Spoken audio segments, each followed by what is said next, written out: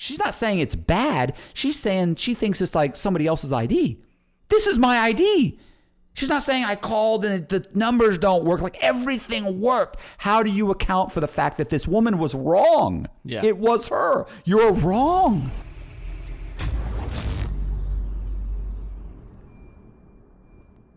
Hey, this is Matt Cox, and I'm here with Colby, and we're going to go over viewer questions, right? Viewer questions. Subscriber questions. Right.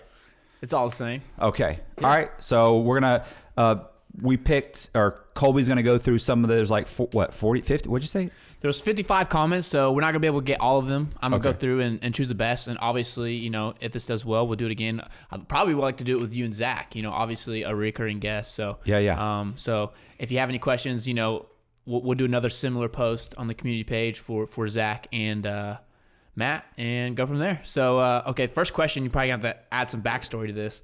Would you ever remake the paper mache statue that was left in the living room of the house to taunt the owner?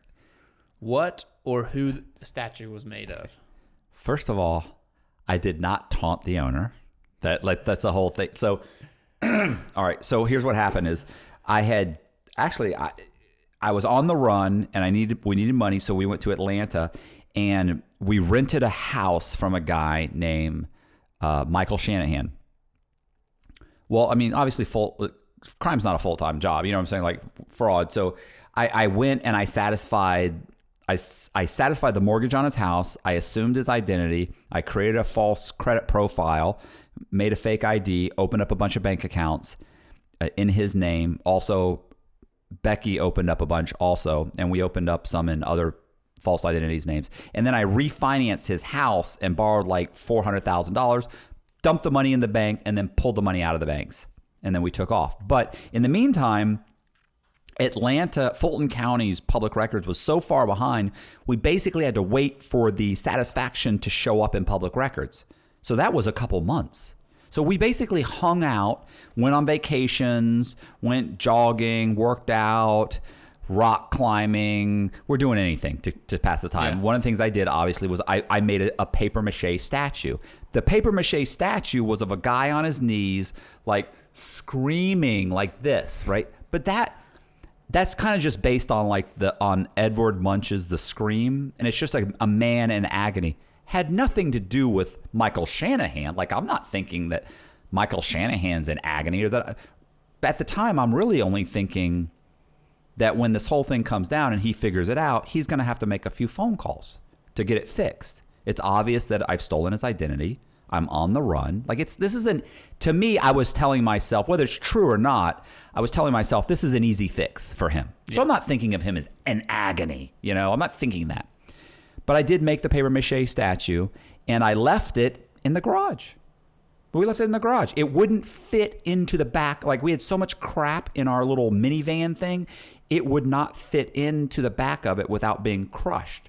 We left the paper mache statue, we left the bed, and we left the back seat of the minivan that we were driving. It was actually a Honda Element. I don't know if you call it a minivan, more like an SUV, a shitty SUV. So we took the back seat out just so we could fill it up. I couldn't fit it in there. But when there was an article that was written in the in Fortune magazine about me, they said that Michael Shanahan said that when he came home and figured out everything was going on, and he went into the house, that I had left the statue in the middle of the living room to taunt him. He also said that we trashed the house.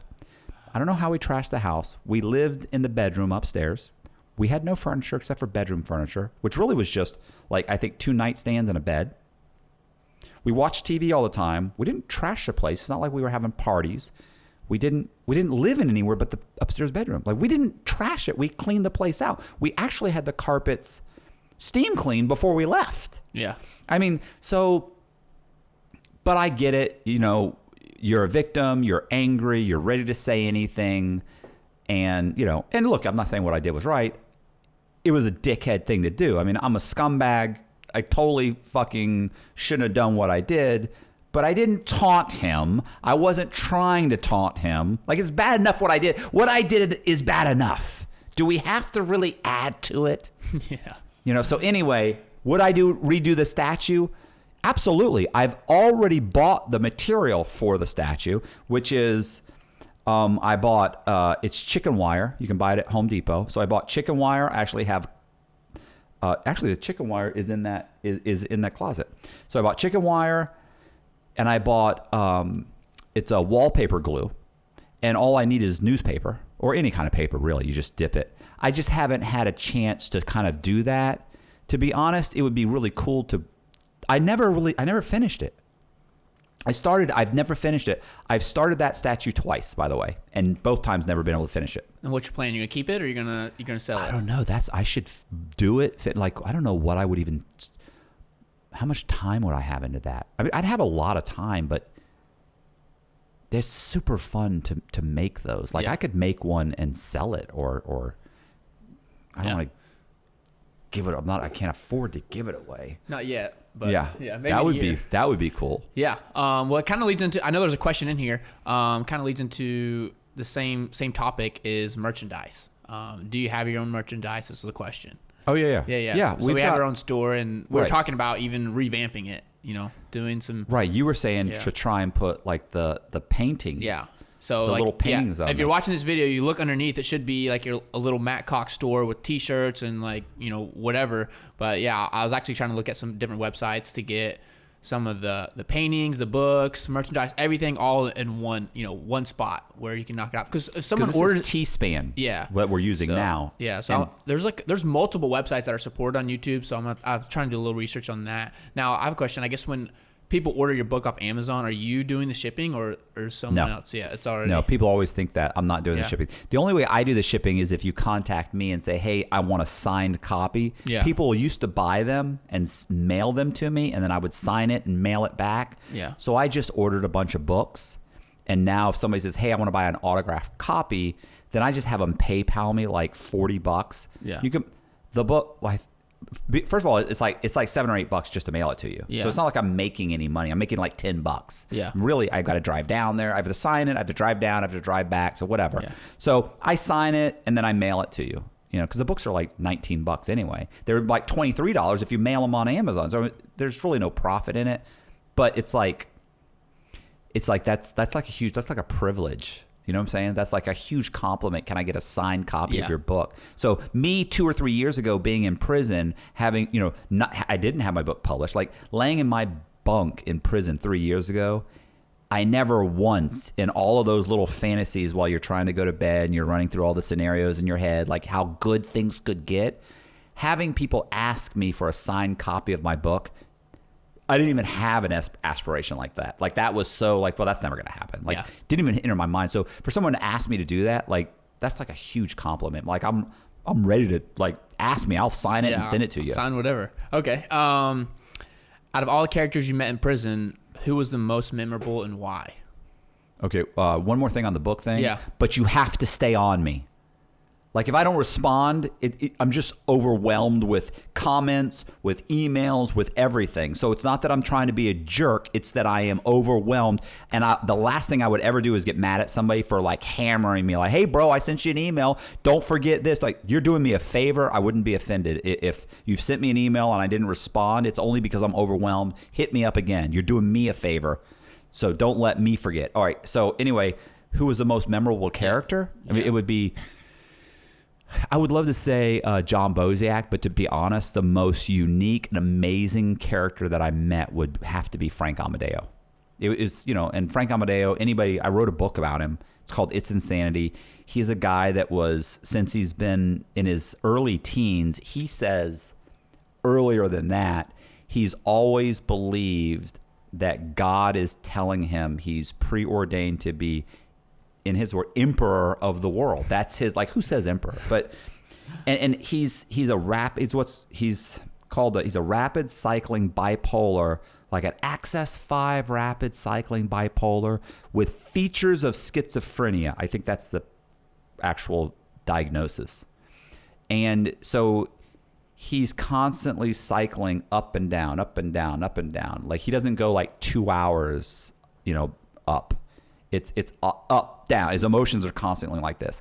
And in those manic moments, he believes that God is telling him he's going to be emperor of the world, that he's going to conquer the entire world. Now, he has a plan on how to do it. It's called Capital Genesis, and his plan is to do it either he's trying to do it, his goal was to do it through economics, but if it needs to become militarized, he's willing to go that route.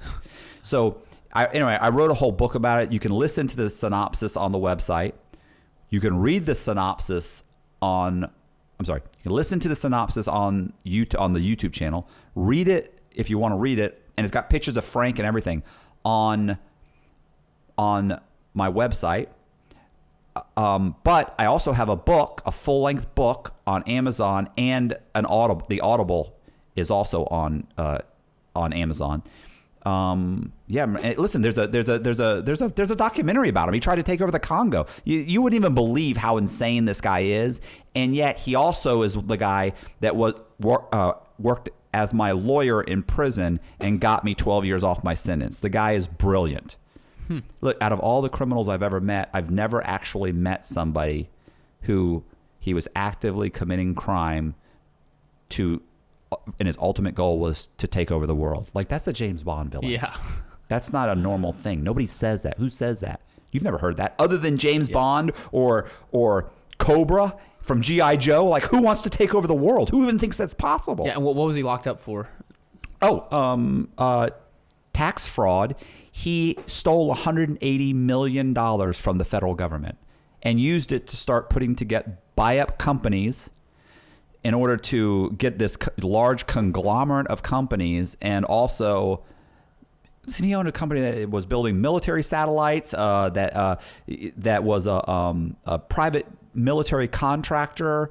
He's trying to take over like the Congo. Listen, it's insane. You have to read the book. Insanity. Yeah, it's insanity. Yeah. Okay. Next question. So,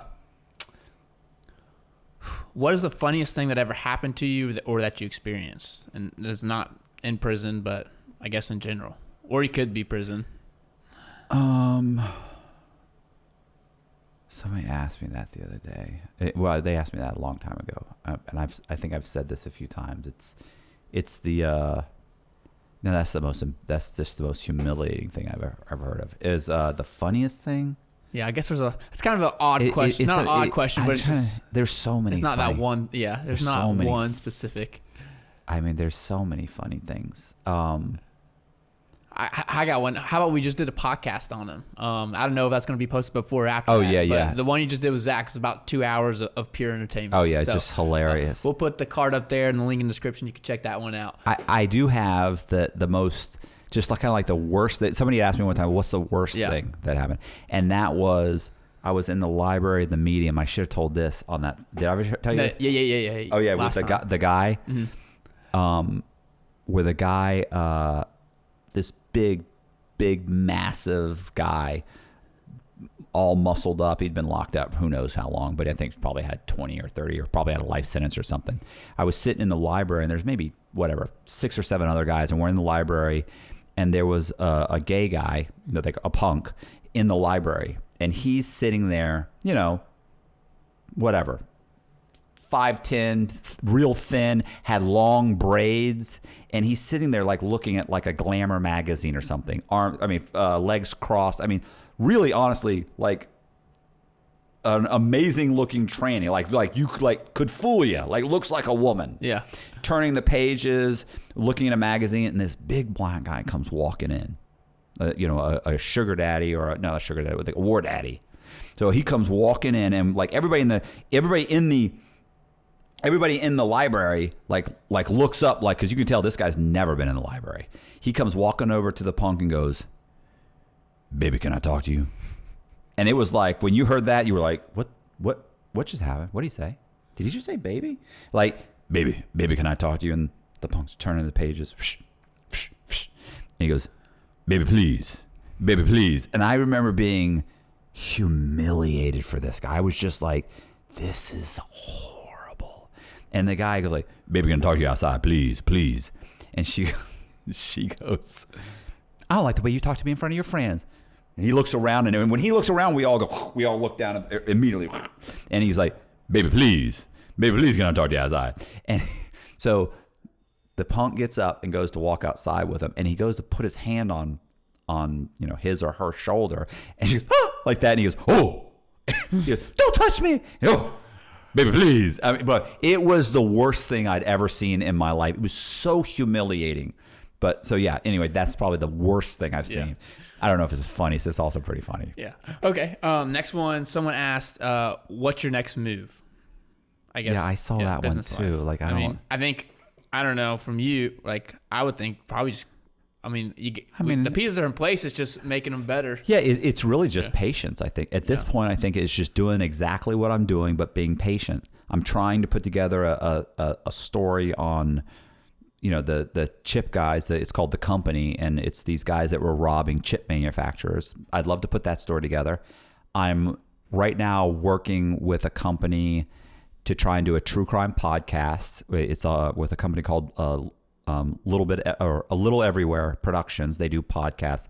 They do The Dream, which is a super popular podcast right now, and they're working on a couple other podcasts, and we're putting together a podcast right now where it would be me being in prison, telling the stories that I've told, just going over how I met guys, telling their story, doing interviews from the actual subjects, like the whole thing. It's going to be like it's not like a sit down YouTube podcast. Yeah. It's like a real heavily edited and produced podcast. So that's something I'm going to do. And that should get me some good exposure as far as the stories. And the hope is obviously those stories end up getting optioned and turned into series, or that they take on a life of their own, which is the goal. The other thing is obviously John Boziak. We're working on a documentary for him. All the stories are in flux right now, and I don't want to say too much, but yeah, I'm working on all these things. It's just being patient, and kind of staying the course. A lot of it, there's just was the owner of Amazon, Bezos. Yeah.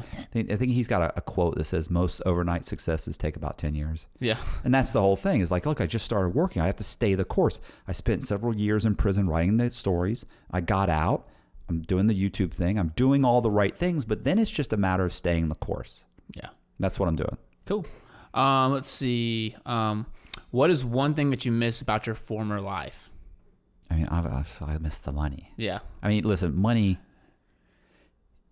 like the kinds of problems that I have right not hurricane or not it's an amber? Florida. Yeah. Florida. Something about that. Yeah. So got an Amber Alert yesterday. Yeah, same. So for the money, or yeah, I would say for the money, because look, the major problems that I have right now that I don't even look at things the same way I used to look at them. But look, the only problems I have right now would easily be solved by money. Yeah. So us getting the right camera equipment. I mean, that's a couple $1,000s. I don't have it. Like, I don't have the $2,000 to buy the camera. So what are we doing?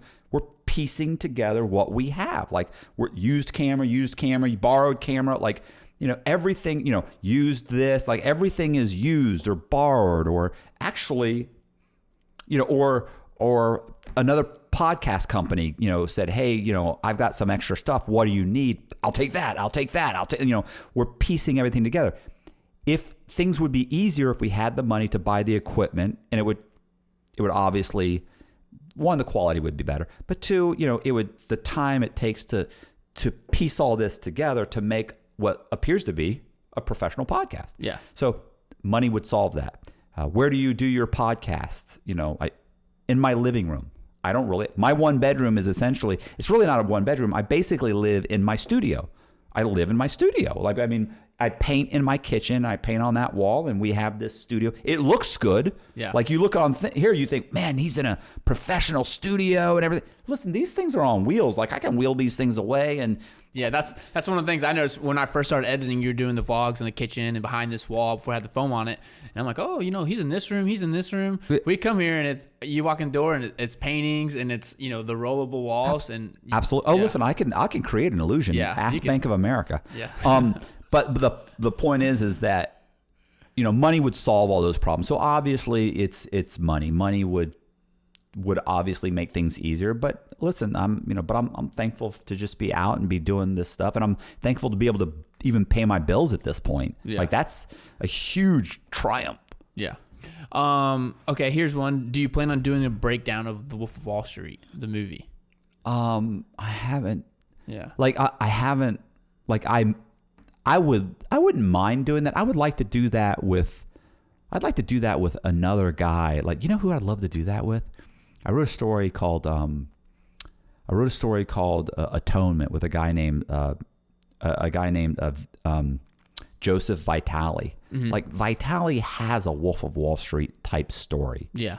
Like I've never worked in a phone room. I've never traded stock. Like Vitale knows that story. Like he's lived that life. Yeah. So Vitale's had, I think he has had like 3 Ferraris and 2 Lamborghinis. Mm-hmm. What kind of mad money is that? Lived in $3.5 million house in Palm Beach. So I would love to do a breakdown of that movie with Vitale. Yeah. That would be pretty cool. Like Boziak and I are planning on going to Las Vegas, and I would like to, I'm excited about it. He doesn't seem excited. I would like to do a podcast with Boziak where we break down like Ocean's 11 in Las Vegas what I'm saying? That would be cool to me. Yeah. But yeah, I would like to do that at some point, but those videos that I did were heavily edited. And but yeah, I would definitely I'd say we're a month or 2 away from being at a point where we've got the right equipment and everything to make that process easier. Yeah. To where I could do a couple of videos like that. Yeah.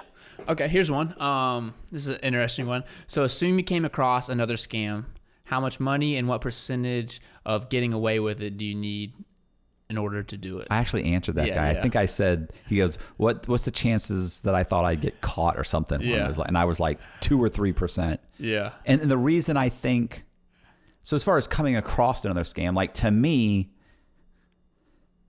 the only reason I even say that is probably if I wanted to pull off a scam, like I already know of 3 or 4 scams that I could easily pull off where you don't even walk in a bank. Like you don't even have, nowadays, you don't even have to walk in the bank. You do it all online. But the likelihood that I would get caught, I would say 2 or 3%. And I say that not because I'm doubting my ability to pull it off, but it's the fly in the ointment. It's like you cannot account for random acts. You know what I mean? Yeah. So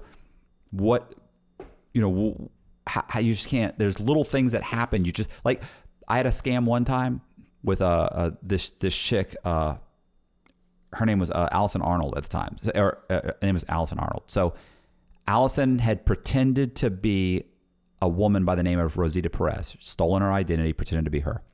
And Allison we rented a house, satisfied the house, or satisfied the mortgage on the house, transferred the deed from the homeowner's name into the name Rosita Perez, and then proceeded to borrow like 3 or 4 mortgages on the house.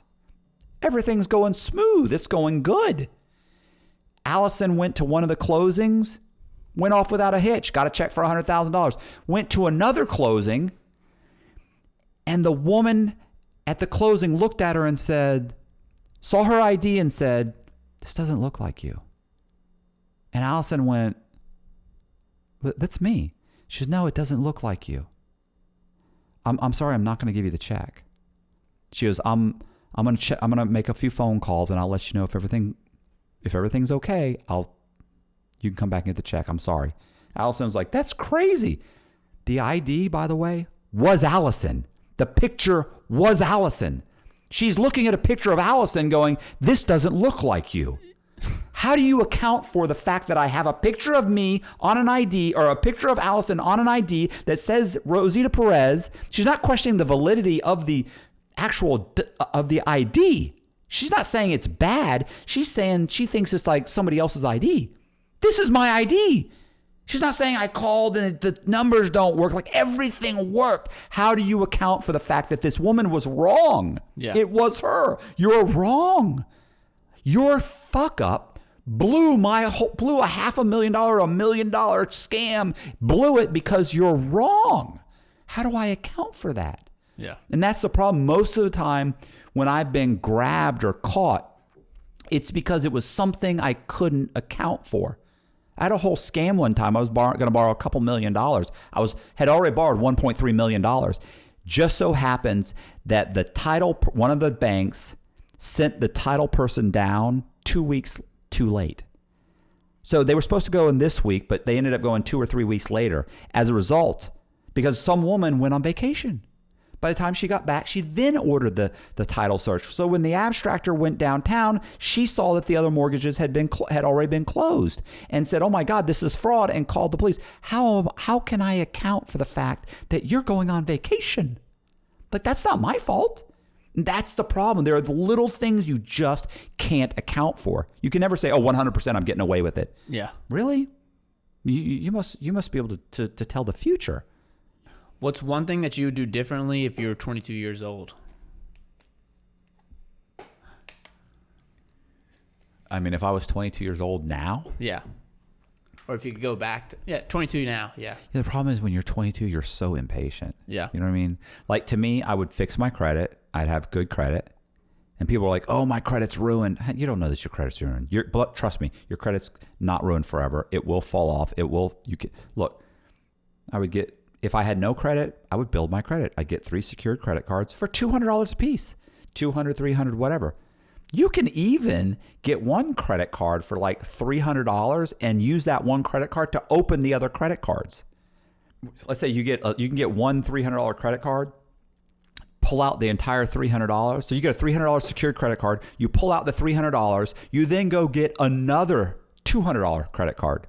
You pull out that $200. You then go get another $300 credit card by pulling out the $200 plus the $100, the $300 that you pulled out originally. You pull out the extra $100. So you basically use $300 to get 2 $300 credit cards and one $100, and you start making the payments. Look, if you have them all paid down below 30% within 6 months, you're going to have over 750 credit scores. I know because I did it when I was in the halfway house. So I would build my credit. I would get a job. I would save as much as I possibly can. I would pay my rent with a check, and in 6 months to a year, I would turn around and I would go buy a house. I would buy a single family house. I'd move into one room and I'd rent out the other 2 rooms. I'd turn the living room, dining room into bedrooms, and I would rent those out.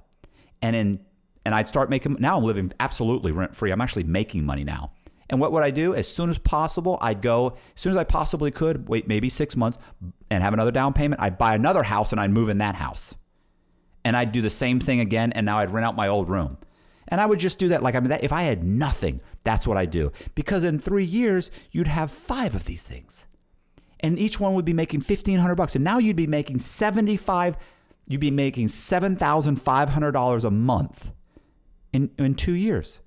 In 2 years' time, you could be 2 to 3 years' time, you could be making over $7,000 a month. Because you're making about $1,500 a month profit on each one of those houses. And that's something that's a joke. Like, that's easy to do.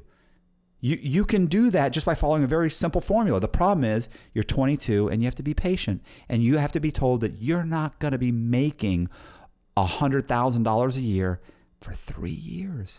And it's going to require you to sacrifice for 3 years. And most 22-year-olds go, "Man, I want you to just be able to tell me something quick so I can be making that kind of money in 2 months." And well, that doesn't exist.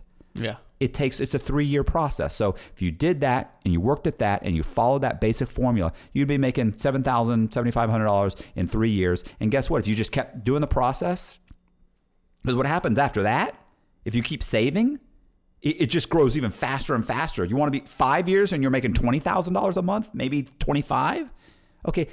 Do that for 5 years. Then you can go buy a $100,000 Mercedes. You can go buy your $500,000 condo. Then you can kick back. It's 5 years. It's nothing. Yeah. But most people, they don't want to sacrifice that. They don't want to do that. So that's what I would do. If I started from nothing at 22 years old, that's what I do. What interview have you always wanted to do? Well, I answered this one too in the comment section. Yeah. I said Jordan Belfort. I said I'd like to interview Jordan Belfort. Yeah. I know when we first talked and I started watching some of your podcasts, the first two people that popped in my head was Jordan Belfort and Frank Abagnale. Yeah. Both those guys, are similar and like they just have a way of talking or telling a story that you could just listen to.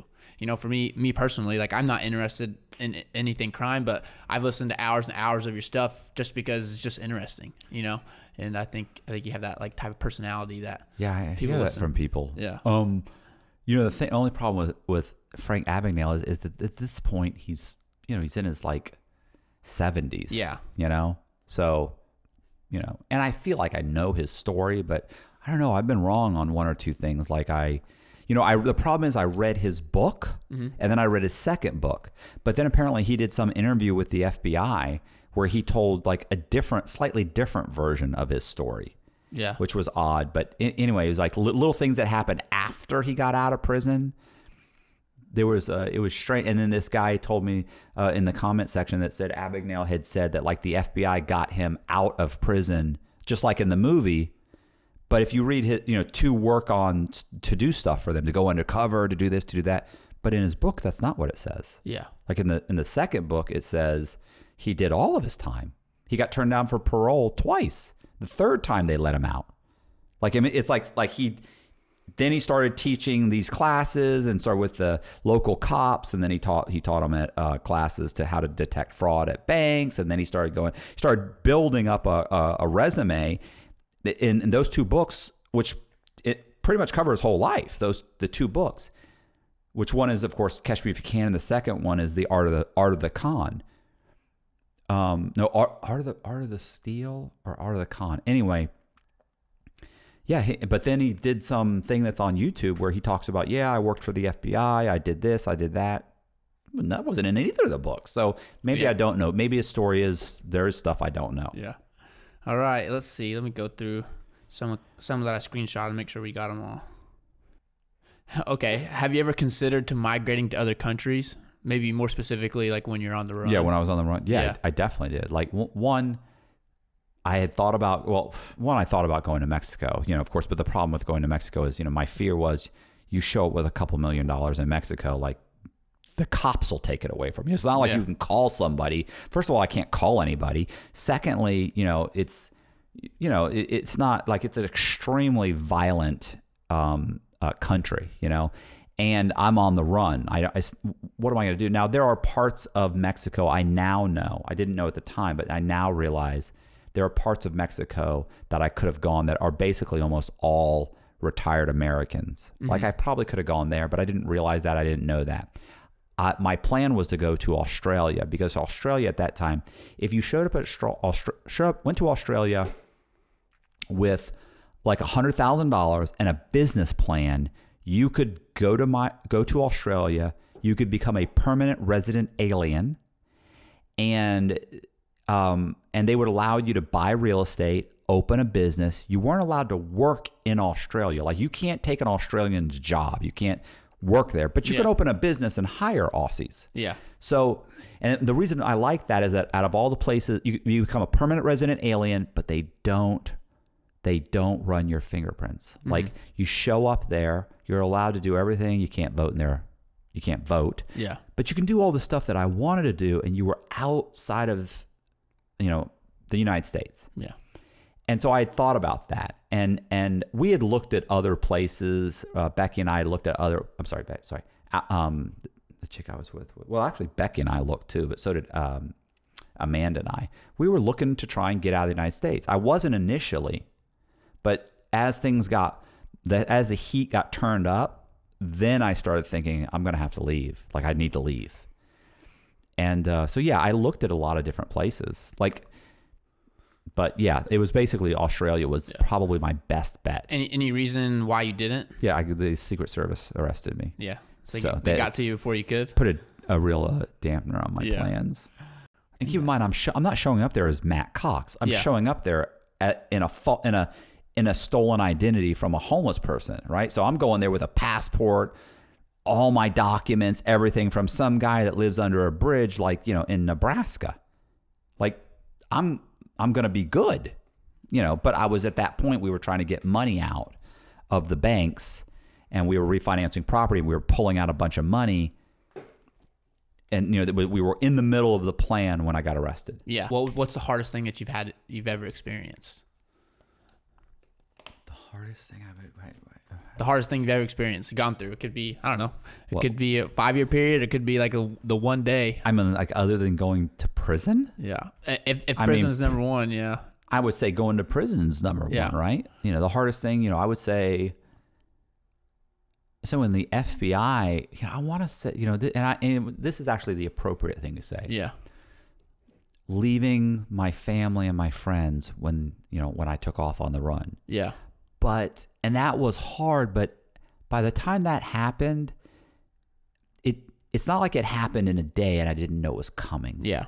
Like, I kind of knew things were breaking down. And so I had months and months to kind of prepare myself that if they show up and I get the heads up, I'm leaving. So I knew for months and months I had kind of prepared myself to do that. So that the appropriate thing would be able to say, oh, well, when I found out the FBI was going to come arrest me and, I took off, that was the hardest thing. But the truth is, I was kind of prepared for that. What I wasn't prepared for was getting caught. Yeah. Like, when I got caught, it was so out of left field that, we're talking about within minutes, you're in handcuffs in a chair surrounded by Secret Service agents. Mm-hmm. I mean, so I just went completely numb. That, and then when I got 26 years, like, when I went into the courtroom to get my sentence, like, 26 years, that wasn't going to happen. Like if you had asked me, like, what's the percentage you're going to get 26 years? I would have said 0. What do you mean 0? I'm a white collar criminal. I didn't hurt anybody. Nobody lost their home. Like, the most any one victim lost was like 10 grand. And that's as far as an individual, because I only have like 4 actual individual victims. Everything, there's like 50 banks. And one guy lost like 4 grand. One guy lost like 6. One guy lost like 10 or 11 grand, something like that. So it's like, it's next to nothing. So, like, you add all of this up, like, nobody died. Nobody lost their house. Nobody, it's like, so you can't give me 26 years. That's not even possible. I had no idea how the system worked. So when I walked in that courtroom and I got 26 years, like, that was such a devastating blow. And then, of course, going to prison, that's no joke. Yeah. Even I went to the medium. Like, I'm a white collar criminal in a medium. Like, I'm totally unprepared for that. Yeah. And how old were you when you got the 26-year sentence? 37. Yeah. I think I was 37 or 38. Was I 37 when I got arrested? 37 when I got arrested, 38 when I actually got sentenced. Yeah. So I say 38. 38 years old, 26 years. You're going to be 60 years old when you get out. My original out date was 2030. Yeah. That's a long time. Like, that's like, it's hard. It was hard to I just went numb. It's hard to even wrap my head around that. Yeah. At the time, like, you're just totally numb. I remember after leaving the courtroom and walking down this long hallway that was actually, the floors were white, the hallway, everything was white, and I'm walking with the bailiff or the U.S. Marshal, and I'm handcuffed and I'm walking, doing the little duck walk, and he's chattering away. So you're from Tampa, huh? Oh, you have a family there? So how long were you raised in Tampa, or did you just like, motherfucker, I just got 26 years. I'm not in a chatty mood. Yeah. But yeah, it was that was a hard day. That was a bad day. Going to prison was rough, Yeah, there's no one thing that stands out. Yeah. And I guess this kind of is a follow-up question that was actually asked that it just kind of sparked I guess if there's someone watching this for whatever reason, if they were to go to prison, like, what's something that you'd tell them, like, to give them a heads up, or like what to prepare yourself for? I think somebody asked me, Yeah. Somebody told me in the thing, they said they were about to go to prison. Yeah. and I've had people ask me this before, like, honestly, like, don't gamble, don't borrow anything, learn to do without. Yeah. So don't gamble, don't borrow anything. Obviously, don't run up debts. Be respectful to everybody. Don't complain. Just first of all, nobody wants to be around you. Nobody wants to hear you complain. And don't join in with the people complaining. It's prison. It's supposed to be crap. Deal with it. Yeah. Like, be respectful and polite to everyone. Don't talk a lot. Don't talk about other people. Like, it's not hard to keep yourself out of trouble by following a few simple rules that really people would. It's funny because it's easy to fall into that, complaining about everything. Yeah. It's easy to talk about, oh yeah, that guy over there. What, even if you're just to say, oh yeah, that guy's an asshole over there. Well, what are you doing? Like, these guys are like, it's like a bunch of old women. Like, they're dying to talk about each other. Next thing you know, some guy he's been locked up with that guy for 5 years. He's going to go and tell this guy, who's going to tell that guy, yeah, the guy over there, he's walking around telling everybody that you're an asshole. Now you got a problem. You're not suing other inmates. Like, there's only one way to solve your problems, and that's violence. Like, that's their go-to move. If all you have in your arsenal is a hammer, pretty soon everything starts to look like a nail. That's all they have is violence. That's their way to remedy everything. So don't put yourself in that situation. And look, if you do anything for 2 or 3 weeks straight and really push yourself, it'll become a habit, and then that'll just be who you are. Yeah. And I always notice guys from prison. Like, there's a guy who worked out who was a trainer. There was a couple guys who were trainers at the gym when I was in the halfway house I worked at. And literally, like, the owner of the gym would complain about this person, complain about this one. They would always just go, and they would just walk away, or they go, They never joined in. And I remember telling him, you ever know? And I said, you ever notice that Rolly never says anything? He's like, yeah, Joey's like that too. He goes, yeah. I said, that's prison. He's just not, that's just not who they are anymore. Before prison, they might have joined in. After, I'm not talking about anybody, not saying anything, nothing. I'm not going to say anything to anybody I wouldn't say to their face. Yeah. Like, if I say you're an asshole, or yeah, that guy's a dickhead, I'll tell him he's a dickhead. I'll tell him to his face. Like, I don't care, but I'm not going to say something, because if he comes back around, you better be prepared to say it. Yeah. Now, how do you think that changed you? Prison changed you, like, personally, or your habits or whatever? I mean, I think in my case, it definitely, all of those things changed me. Yeah. Talking crap about people. Like, I was always talking crap. That guy's an idiot. That guy's this. That guy. And then I realized, look, you're just going to have to either you stop doing it or be prepared to say it. So I just stopped doing it. Yeah. For the most part, unless I was something that I was going to say that I would say about somebody. Yeah. And I also think that there's a huge amount of, in my case, self-reflection, because when I first got locked up, it wasn't my fault.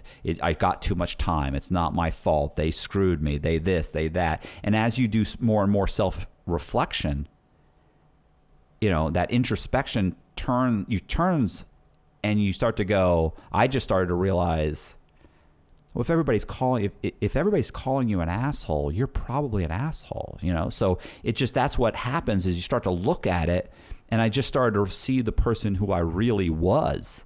And in some aspects, I've tried to alter that behavior, and in other aspects, I've just said, look, I can't seem to alter that behavior, so I need to try and make it work for me. Mm-hmm. And I'd say that's like the narcissism. I'm trying to make it work for me. Knowing it and changing the behavior is such a huge issue. Most of the time, if you know something about yourself, it's pretty easy to change it. Like being an alcoholic, recognizing you're an alcoholic is like the first step, right? Like, and then I can work on changing it. Recognizing that I'm a narcissist still doesn't help me to change the fact that I'm a narcissist. Yeah. That I'm really only concerned about myself.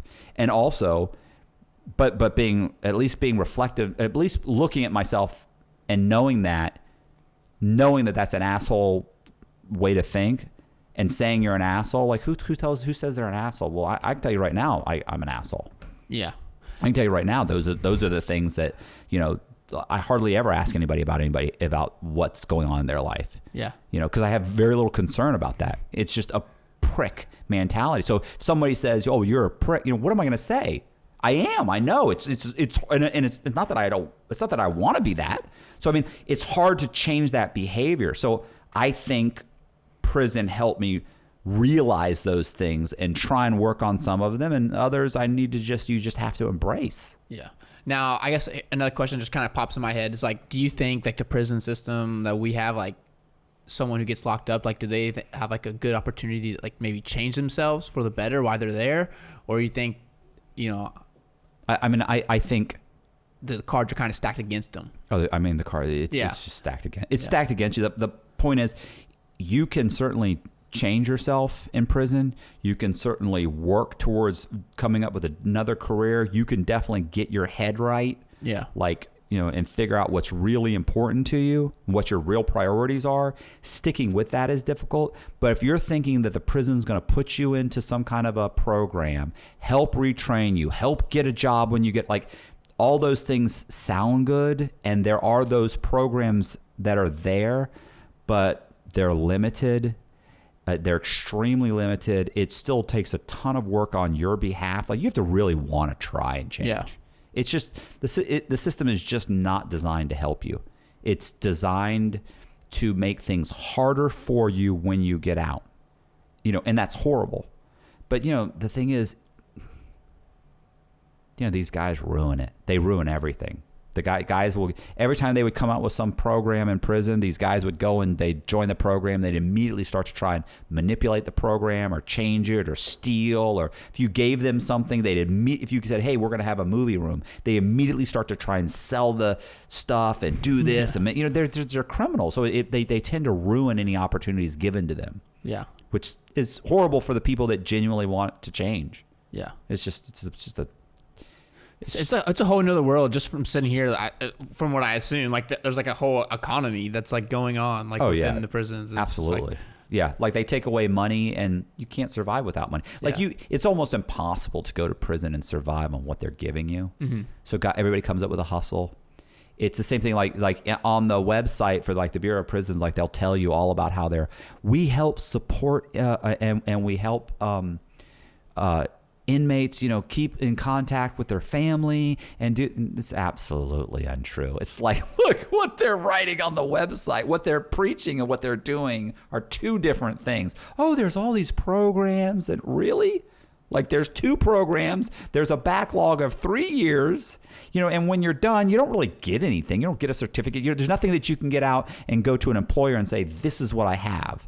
Like, what are you going to do? You're going to show them some paper certificate? Hey, I passed the such and such program. They're going to be like, and you want to work in the restaurant area? Yeah, but I have this restaurant certificate. It says I know restaurants. They're like, yeah, okay.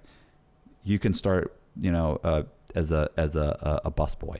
Yeah. Like, it's not good. Like, they're not going to say, wow, you can definitely open a restaurant. You can definitely run a restaurant. That's not going to happen. Yeah. And would you say that's like the hardest thing from getting out is like just the restrictions? Oh yeah, it's the recidivism rate is super high. It's like 70% or something, where guys go right back to prison in the first 2 or 3 years. Like the worst is the first year. Mm-hmm. That whole getting acclimated. It's a major issue because there are so many things that are stacked against you. You don't even realize. Like, trying to get a 1-bedroom apartment. I was applying for 1-bedroom apartments. I was trying to get one that was around like $800 to $1,000, and there are 1-bedroom apartments for $800 to $1,000 in Florida. You can get them. You can't get them if you have a felony. So as the market, the available apartments were narrowing, the price kept going up and up and up. I had to get up to where I'm paying like $1,400, $1,500 a month before I finally found a complex that said, we will take someone with a felony as a white collar felony. It's got to be over 7 years old. Well, thank God I did 12 and a half years. You know what I'm saying? That just happens that it is over 7 years. Yeah. And then I had to apply. And there's all these other things, like you're not allowed to, they have all these restrictions that just totally make it so difficult to rejoin society. It's an issue. Like, there's tons of issues. It's a huge struggle. Yeah. So, but yeah. Cool. Well, that's all the questions that everybody else asked. So if you want to wrap it up, we're good to go. Yeah. All right. So yeah. This is it. I don't even know what I say anyway. It's hey, if you like the video, subscribe, hit the bell, turn on the notification. If you're interested in asking any additional questions, then leave additional questions, and we'll get to those eventually. Yep. And so this is Colby, and this is Matt, and that's it. See ya.